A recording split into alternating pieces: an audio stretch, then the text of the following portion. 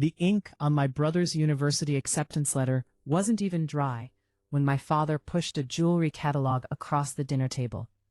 "He gets the degree, Lily Rose," he said, his voice as cold as the gold on the pages. "But you just need to find a husband who can afford your silence."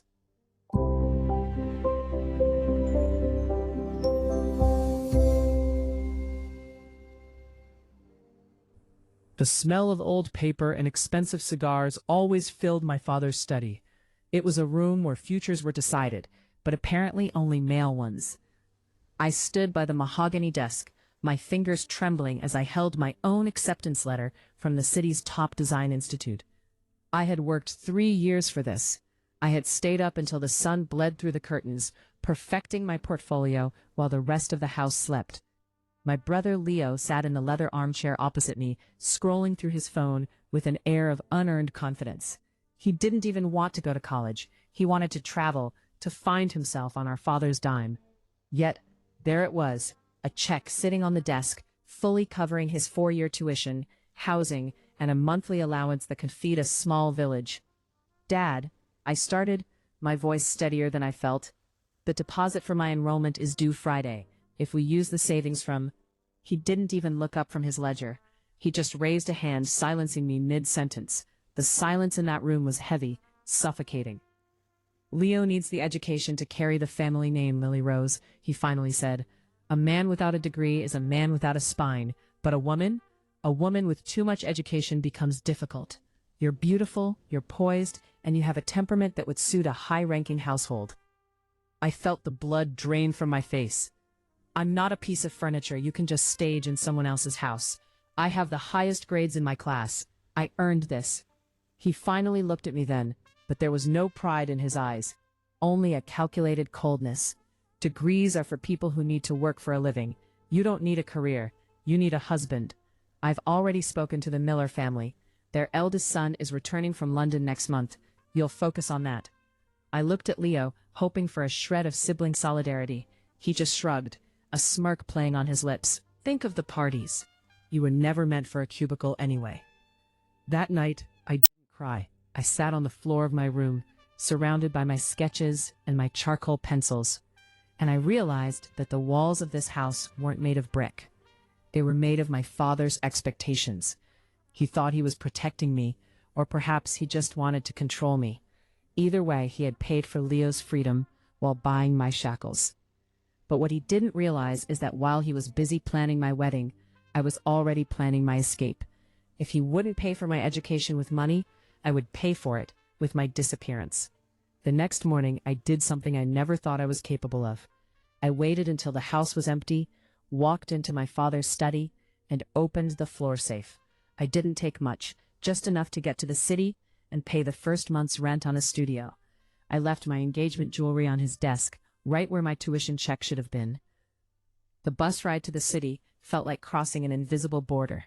Every mile that put distance between me and that mahogany-filled study made my lungs feel a little lighter, though my heart was still pounding a frantic rhythm against my ribs. I had exactly $300, a backpack full of charcoal sticks, and a single suitcase. Finding a place to stay was the first slap of reality. The studio I had found online turned out to be a converted attic above a noisy bakery. It smelled of yeast and damp wood, and the radiator hissed like a cornered animal. But when I locked the door that first night, I realized it was the first door in my life that I held the only key to. I didn't waste a second. The next morning, I walked into the Design Institute's admissions office. I didn't have the tuition money anymore. That was sitting in Leo's bank account. But I had my portfolio. "I can't pay the full semester," I told the registrar, my voice cracking slightly. "But I will work. I'll clean the studios, I'll file papers, I'll assist the professors. Just please, don't take my spot away." The woman behind the desk looked at my sketches, the intricate lines of buildings I dreamed of building, and the raw, emotional portraits of people I had seen from my window.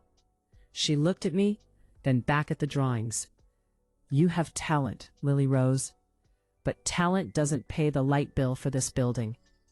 She gave me a week to find a sponsor or a loan, or I'd be dropped from the program. Desperate, I took a job waitressing at a high-end bistro downtown. It was the kind of place my father would have frequented. Every time the door chimed, I jumped, terrified I'd see his stern face or Leo's mocking grin. My feet burned, and my hands, once used only for delicate shading, were now covered in dish soap and grease. 2 weeks passed.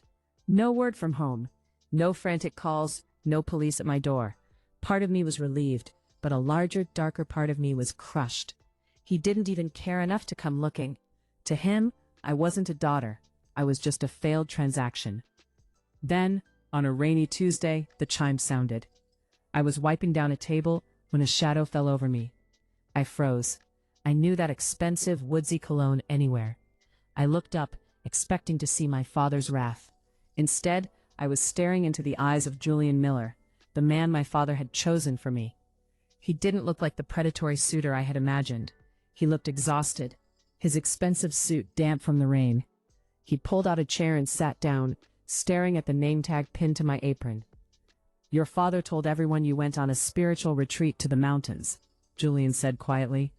"But I knew you were too smart for that. It took me 3 days to track you down through the Institute's records." I clutched the damp cloth in my hand. "If you're here to take me back to fulfill some contract, you're wasting your time, Julian. I'd rather scrub floors here than sit at your dinner table." He stayed silent for a long time, watching the rain streak against the window.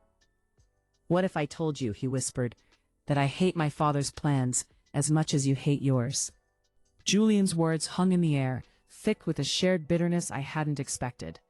He reached into his pocket and pulled out a small leather-bound notebook. Not a checkbook, but a sketchbook of his own. Inside were blueprints, but not for houses. They were designs for sustainable engines, intricate and revolutionary. "My father wants me to run the firm," Julian said, flipping through the pages, "but I want to build things that actually matter. He's paying for my MBA in London, but I've been secretly auditing engineering classes at night. We're both living lies, Lily Rose. The only difference is, you had the courage to actually leave." For the first time since I walked out of my house, I felt a flicker of something other than fear. I felt seen. We sat there in that dimly lit bistro, 2 chess pieces who had decided to jump off the board. "I have a proposal," he said, leaning in. "It's not the one our fathers wanted. My family set up a trust for my future wife, a dowry essentially, to ensure a lifestyle they approve of. It's sitting in a bank, untouched until a wedding date is set." I felt my defenses go back up. "I'm not marrying you for a tuition check, Julian." "I'm not asking you to marry me," he countered. "I'm asking you to partner with me. My father needs to see a suitable woman on my arm at the upcoming Founders Gala to keep the funding for my London studies flowing. If you show up, if we play the part for one night, I can access a portion of that trust as an engagement gift. Half of it goes to your tuition, the other half funds my prototype." It was a deal with the devil, or at least the son of one. It meant stepping back into the world I had fled, facing the judgmental whispers of people who saw me as nothing more than a trophy. But it also meant I could stop scrubbing floors and start designing skyscrapers. I took a deep breath. "No rings, no real promises. One night," he agreed. The week leading up to the gala was a blur. Julian helped me find a dress.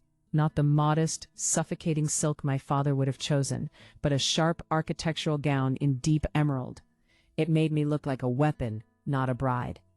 When we walked into the ballroom, the silence was deafening. I saw my father across the room, standing with a glass of scotch in his hand. His face went through a rapid transformation, shock, then fury, and finally, a cold, calculating mask of triumph. He thought I had crawled back. He thought he had won. He walked toward us, his footsteps echoing on the marble. "I see you've come to your senses, Lily Rose," he said, ignoring Julian and looking straight at me. "I hope this little tantrum was worth the embarrassment you've caused." I looked him in the eye, feeling the weight of the scholarship check Julian had already slipped into my clutch bag. "I didn't come back to you, Dad," I said, my voice projecting across the circle of onlookers. "I came back for my seat at the table." At that moment, my brother Leo stumbled into the circle, looking disheveled and clearly under the influence of something more than just the party atmosphere.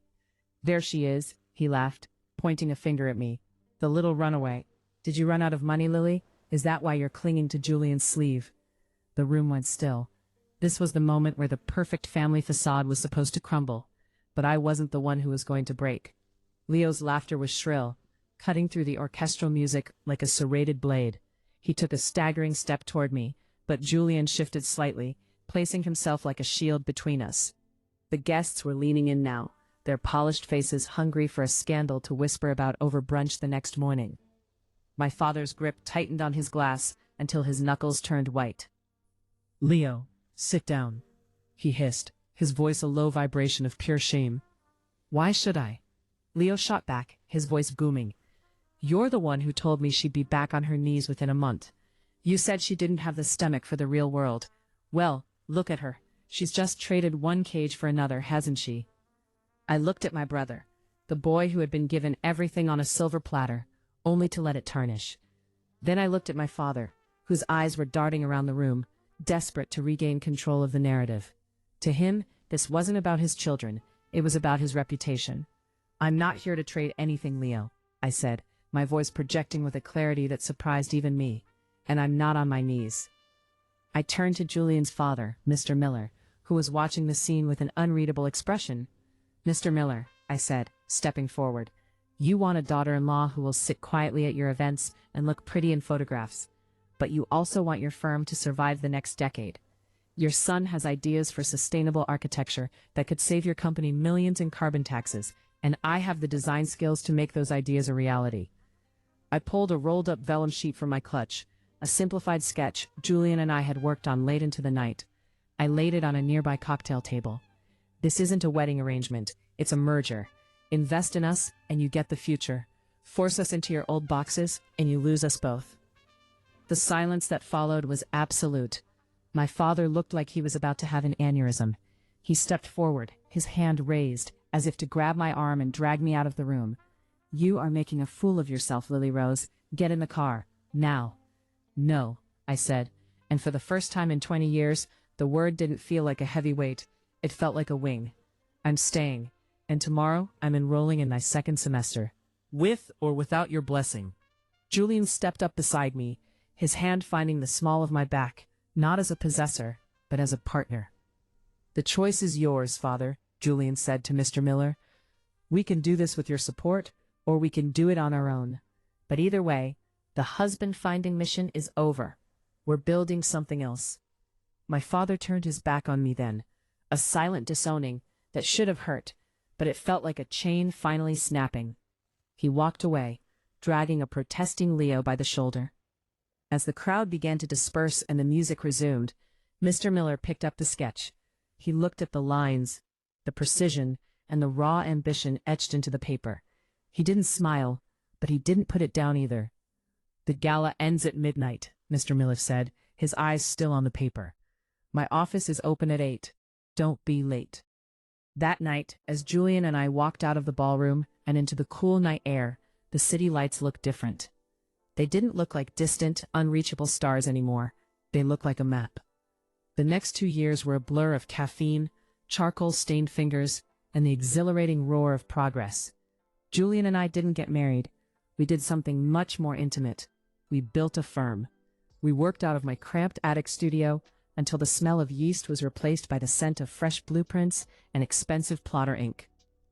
I graduated at the top of my class. On the day of my commencement, there was an empty seat where my father should have been. It didn't sting the way I thought it would. Instead, I looked at the seat next to it, where Julian sat, holding a roll of my latest designs like they were the most precious things in the world. Leo dropped out of university 6 months in. Last I heard, he was still finding himself in European clubs, sending home bills that our father paid with an increasingly weary hand. My father had realized too late that you can buy a degree, but you can't buy a drive. One evening, a small package arrived at my new office, a sleek, glass-fronted space overlooking the river. Inside was an old, leather-bound book. It was my father's original ledger from the night he denied me my tuition.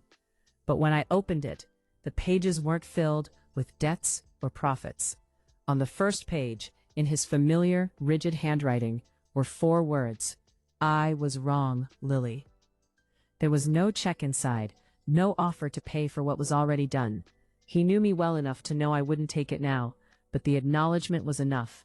I didn't need his money to build my world, but knowing he finally saw the architect instead of the bride was the final brick in my foundation. I closed the book and looked out at the skyline. Among the steel and glass, I could see the silhouette of our first major project, a community center powered entirely by the sun, its glass walls reflecting the freedom I had fought for. I wasn't a wife, a trophy, or a difficult woman. I was Lily Rose, and I had built my own palace. Which part of the story made you feel the most empowered? If you loved Lily's journey, make sure to hit that subscribe button and turn on notifications for more stories from Lily Calm Stories.